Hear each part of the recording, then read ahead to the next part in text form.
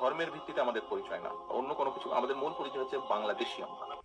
আমাদের নেতাদেরকে আমরা কখনোই চ্যালেঞ্জ করি না, তাদের কনসেপ্টকে আমরা চ্যালেঞ্জ করি না। দেখুন, এই যে আপনারা ভিডিওটি দেখলেন, আসলে এটা আমি চুজ করিনি এই জন্য যে কাউকে ডিমোনাইজ করার জন্য, কাউকে আন্ডারমাইন করার জন্য। আসলে দুটো কনসেপ্ট নিয়ে আলোচনা করার জন্য। একটি হচ্ছে যে আমাদের ইসলাম ধর্ম, আর কি হচ্ছে যে জাতীয়তাবাদ। যখনই কোনো সেকুলার পলিটিক্যাল স্টেটমেন্ট কেউ দেন, অর্থাৎ একটু তো জানেন ধর্মহীন রাজনীতির যেই আপনার স্টেটমেন্ট, সেটি সবসময় ইনকনসিস্টেন্ট, অসামঞ্জস্যশীল, বাস্তবে সেটি কখনোই প্রতিফলিত হয় না, তথা এটার মধ্যে কোনো নীতি থাকে না। অর্থাৎ নীতি এবং বাস্তবতা বহির্ভূত বা বিবর্জিত স্টেটমেন্ট হয়ে থাকে। আচ্ছা, দেখি জাতীয়তাবাদের এক্সাম্পলে দেখি। আমাদের শহীদ প্রেসিডেন্ট রাষ্ট্রপতি জিয়াউর রহমান সাহেবের কথাই বলছি। উনি জন্মগ্রহণ করেছেন 1936-এ। তখন এই Indian subcontinent under British rain বা রাজত্বের মধ্যে ছিল। তখন উনি ছিলেন ব্রিটিশ কলোনির সিটিজেন, নাগরিক। তারপরে যখন ইন্ডিয়া হলেন, তিনি ইন্ডিয়ার নাগরিক। তাহলে ওনার কি ছিল, জাতীয়তা তখন ছিল ইন্ডিয়ান। তারপরে পাকিস্তান হলো, ওনার জাতীয়তা পরিবর্তন হয়ে কি হলো, পাকিস্তানি হলেন। তারপরে বাংলাদেশ যখন স্বাধীন হলো, উনি বাংলাদেশি হলেন। দেখুন কিভাবে। আর ওনারই সন্তান জনাব তারেক রহমান সাহেব আজকে লন্ডনে বাংলাদেশি হয়ে উনি ব্রিটিশ। তাহলে উনি ব্রিটিশ হলেন। আজকে আমাদের দেখুন অবস্থায়, আমরা বাংলাদেশে ছিলাম, এখন ব্রিটিশ। আমাদের সন্তান এখন আবার চলে গেছে অন্যান্য দেশে। সেখানে গিয়ে কেউ আপনার কানাডিয়ান হয়ে যায়, কেউ আমেরিকান হয়ে যায়, কেউ অস্ট্রেলিয়ান হয়ে যায়, কিংবা মিডল ইস্টে পর্যন্ত রেসিডেন্ট গ্রহণ করে।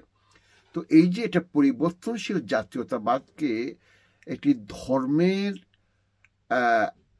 সাথে প্রতিদ্বন্দ্বিতা করা, এই conceptually it is so wrong, so কি বলবো, ডিগ্রেডিং, সেটি আর বলার অপেক্ষা রাখে না। আচ্ছা, তাহলে আমরা যখন মুসলমান, সেই জন্মলগ্ন থেকে যখন জন্মগ্রহণ করি, আমাদের কানে আযান দেওয়া হয়, আল্লাহু আকবার, আল্লাহু আকবার, আশহাদু আল্লা ইলাহা ইল্লাল্লাহ, আশহাদু আন্না মুহাম্মাদার রাসূলুল্লাহ। এই যে আযান দেওয়া হয়, সেই আযান থেকে যখন আমরা মৃত্যুবরণ করি, যখন আমরা মারা যাই, তখন আমাদের জানাজা পড়া হয় কিসের মাধ্যমে? ইসলামের মাধ্যমে। তারপরে যখন আমাদেরকে কবরে রাখা হয়, মিনহা খালাকনাকুম ওয়া ফিহা নুঈদুকুম ওয়া মিনহা নুখরিজুকুম তারাতান উখরা। তারপরে আবার আমরা কি করি? আল্লাহ সুবহানাহু ওয়া তাআলার সামনে উত্থিত হব ইনদা ইয়াউমাল কিয়ামা। কাইফা তাকফুরুনা বিল্লাহি ওয়া কুনতুম আমওয়াতান ফাহইয়াকুম সুম্মা ইউমীতুকুম সুম্মা ইউহয়িকুম সুম্মা ইলাইহি তুরজাউন। তো এই যে আমাদের ইসলাম ধর্মের জন্মলগ্ন থেকে একেবারে শেষ পরিণতি পৃথিবীতে এবং আখিরাতে, সেই পর্যন্ত আমরা মুসলমান।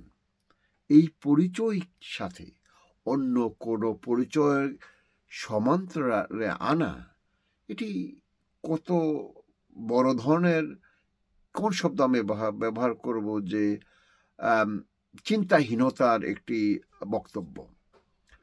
আর বিশ্বাস যেহেতু আমাদের অন্যান্য বিষয় ইসলামে নেই, অন্যান্য উদাহরণ আমি কি দিব জাতীয়তাবাদের বিরুদ্ধে? ইয়াকুল রাসূল সাল্লাল্লাহু আলাইহি ওয়াসাল্লাম, মান দাআ ইলা সাবিয়্যা ফালাইসা মিন্না। সুতরাং দেখুন, যেই আপনার জাতীয়তাবাদকে প্রমোট করে, প্রপাগেট করে, এটার উপরে প্রাইড নেয় এবং সেই চেতনা দিয়ে আপনার রাজনীতি করে, তারা রাসূল সাল্লাল্লাহু আলাইহি ওয়াসাল্লামের উম্মতভুক্ত নয়, উম্মতের অন্তর্ভুক্ত নয়। তো এই সাধারণ একটি কনসেপ্টকে নিয়ে রাজনীতি করার কোনো মানে আছে কিনা? আমরা from the birth to our death, from the death to ইয়াউমাল কিয়ামা, আমরা মুসলমান। যখন কোনো মুসলমান মারা যায়, আমরা কি দোয়া করি? اللهم اغفر لحينا وميتنا وشاهدنا وغائبنا وصغيرنا وكبيرنا وذكرنا وأنثانا اللهم من أحييته منا এই যে দোয়াটি করি আল্লাহুম্মা মান আহইয়াতাহু মিন্না ও আল্লাহ যারা আমাদের কি যাদের বাঁচিয়ে রেখেন যারা আমাদের মধ্য থেকে বেঁচে আছেন মানে আহইয়াতু মিন্না ফাহহি আল ইসলাম তাদেরকে ইসলামের উপর বাঁচিয়ে রাখো ওয়ামান তাওয়াফাইতাহু মিন্না এবং যাকে আল্লাহ তুমি মৃত্যু দাও ফাতাওয়াফাহু আলাল ঈমান তার ঈমানের উপরে মৃত্যু দাও তো আপনি কি মুসলমান হবেন না বাংলাদেশি হবেন সেটি আপনার মুসলমানিত্বেরই পরিচয় বহন করবে